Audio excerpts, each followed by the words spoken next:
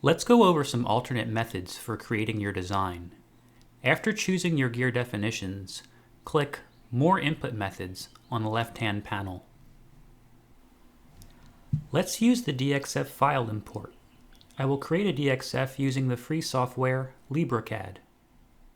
In your DXF file, you should position your gear such that the center of rotation is at the origin. Include lines, arcs, and curves to define your gear's perimeter. And only the perimeter, as any other geometry will confuse the importer. Save your design when finished. Let's import the finished file. Click Import and select your DXF. Gearify should accept any DXF from version AutoCAD 2000 or later. Note your DXF is still bound by the symmetries of your gear definition and should at least span the first lobe. Click Trace to approximate this input shape with a spline.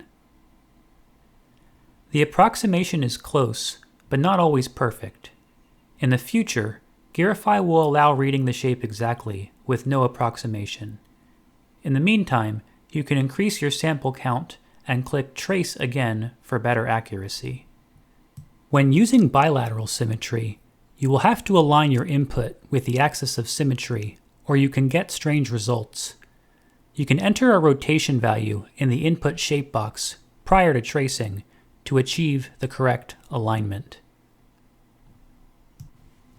Click Confirm Design, and then click the flashing arrow when finished.